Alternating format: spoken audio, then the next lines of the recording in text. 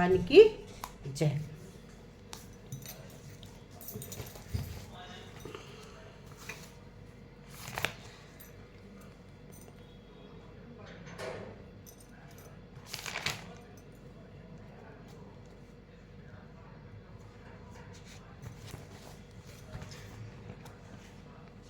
गीता में भगवान ने कहा है कि अगर दुनिया में आए हो तो दुख तो मिलेगा ही। दुख से कभी घबराओ मत, दुख से कभी डरना मत। श्री कृष्ण ने गीता में कहा कि ये संसार दुखालय है, आशाव्रत है अर्थात ये संसार चिकित्सालय में है। वैसे इस संसार में भी श्री कृष्ण ने एक नाम दिया है, दुखालय।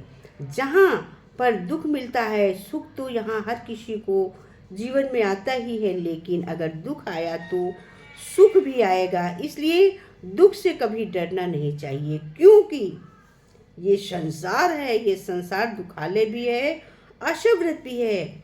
आशा का मतलब यही है कि यहाँ पर कुछ भी परमानेंट नहीं है, यहाँ पर सब कुछ बदल जाता है।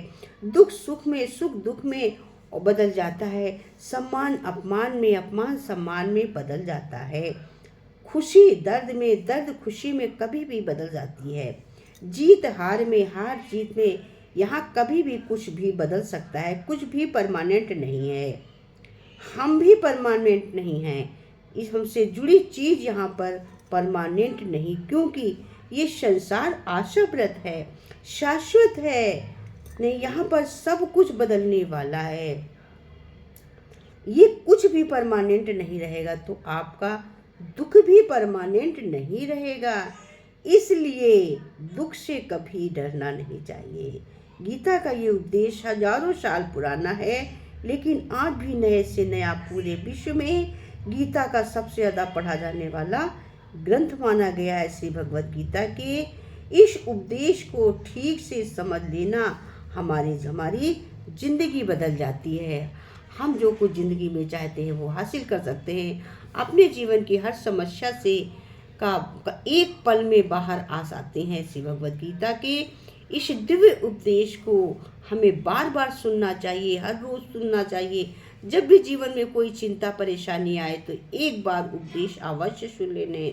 मन में विश्वास रखना कि गीता का ये उपदेश आपकी ज़िंदगी, परेशानी, समस्या सबसे निजात दिलाता है, छुटकारा दिलाता है, संतोष दिलाता है।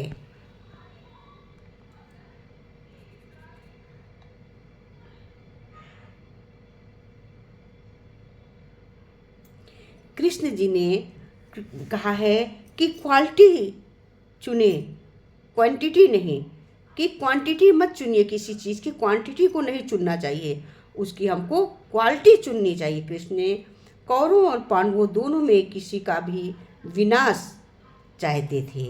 वे आखिर तक युद्ध में टालने के प्रयास करते रहे, लेकिन युद्ध अनिवार्य हो गया। कृष्ण ने दुर्योधन और अर्जुन दोनों को एक विकल्प दिया। एक तरफ मेरी औरक्षिणी नारायणी सेना है तो दूसरी तरफ मैं अकेला, जिसे जो चाहिए चुन लीजिए। एक तरफ क्वालिटी थी तो दूसरी तरफ अकेले कृष्ण, वो भी नहीं हटते। हालांकि क्वालिटी से भरपूर दुर्योधन ने क्वालिटी चुनी तो अर्जुन ने इसने क्या चुनी, क्वांटिटी चुनी, ज़्यादा व्यक्ति चुन लिए, तो अर्जुन ने क्वालिटी चुनी। लेकिन युद्ध का परिणाम क्या हुआ ये सब जानते हो। तो गिनती की दौड़ में ना पड़ें, गुणवत्ता की खोज करें, विजय निश्चित है। जब हम अच्छे गुण करेंगे तो विजय निश्चित है।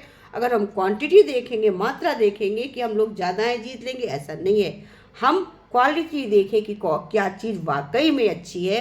क्वालिटी से हमारी जीत होती, मेन चीज़ होती है क्वालिटी। दूसरी चीज़ है नंबर 1 क्वालिटी, नंबर 2 समय के साथ हमें बदल जाना चाहिए। 64 में हारने के बाद पांडवों को 12 साल के वनवास और 1 साल के अज्ञातवास पर जाना पड़ा। अज्ञातवास की परिस्थिति बेहद कठिन था, उन्हें हर हाल में छुपाना ही था, और छुपने वाले भी कौन, वे लाखों में भी पहचान लिए जाएं। पांडव पुत्र, इनका अज्ञात रहकर छिपे रहना एक असंभव सी चुनौती थी। लेकिन इस चुनौती से घबराकर इस पर आंसू बहने के बजाय पांडवों ने तय कर लिया कि समय बदला है तो हम भी बदल जाएं। वे छिपने के लिए राजा विराट के यहाँ जा पहुँचे और वीर पुरुष अर्जुन ब्रह्मतला का रूप रखकर राजा की बेटी उत्तरा को नृत्य सिखाने लगे। युधिष्ठिर जो खुद चौसर में हार गए थे, वे राजा विराट को चौसर सिखाने लगे। इसी बहाने उनको महल में रहने की अनुमति मिली। क्या? समय के साथ उन्होंने अपने को बदल लिया और अनुमति मिल गई। भीम जिनका भोजन सैकड़ों रसोइयां मिलकर बनाते थे, वे खुद रसोइयां बन गए। और द्रौपदी जिनके आगे पीछे दासियों की सेना चलती थी, वो स्वयं दासी बनकर रानी सुदेशना की सेवा करने लगी। उन्होंने यही सोचा कि जब आंधी गुजर जाएगी फिर जौहर दिखाएंगे। वक्त अच्छा है तो मखमल पर कदम रखते हैं, वरना अंगारों पर चलने का भी दम रखना चाहिए। समय के साथ अपने को बदलना चाहिए, अपनी जानकारी अपडेट करें। फिर तीसरी बात कृष्ण भगवान ने बताई कि हमेशा अपनी जानकारी अपडेट करें कि मैं क्या हूँ। तो अभिमन्यु अर्जुन का पुत्र जो महापराक्रमी और जन्मजात योद्धा था, कहते हैं उसमें माँ के पेट में ही चक्रव्यूह को तोड़ने की विद्या सीखी थी, ये सभी जानते हैं। लेकिन गलती क्या हुई कि उसने अपनी विद्या को कभी अपडेट नहीं किया।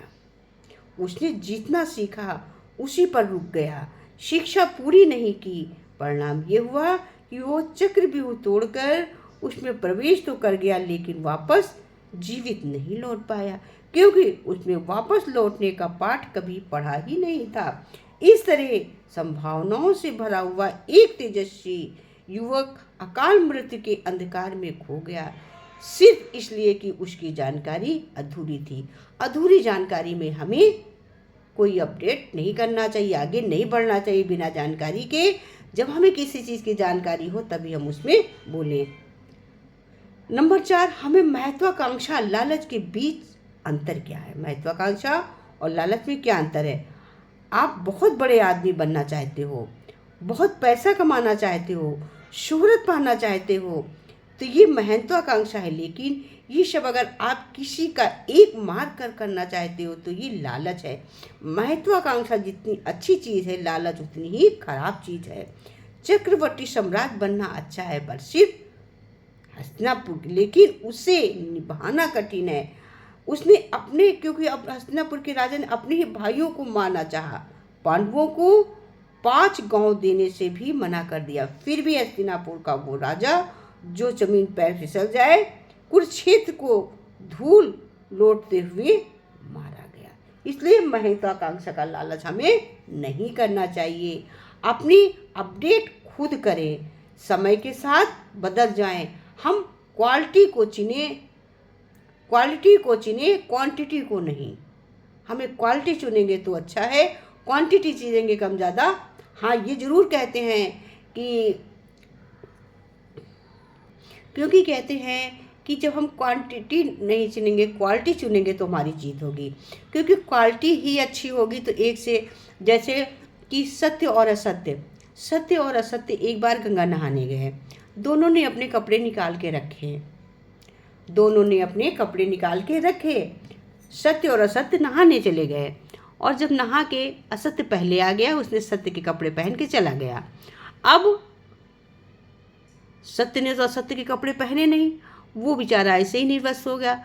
तो कहते तभी से सत्य जो है निर्वस्त्र है, असत्य कपड़े पहन के सत्य के घूम रहा। इसीलिए सत्य बहुत, असत्य बहुत से हैं और सत्य अकेला, लेकिन वो अकेला ही जीत के लिए बहुत है। 1000 असत्य पे एक सत्य काफ़ी है, 1000 असत्य पे एक सत्य काफ़ी है। इतनी सेनाओं के साथ एक अर्जुन क्यों काफ़ी हुए? क्योंकि उनके साथ एक ही को उन्होंने चुना था, पर चुना था कृष्ण को, इसीलिए उनकी जीत हुई। इसीलिए हमें क्वांटिटी नहीं चुननी चाहिए, हमें क्वालिटी चुननी चाहिए।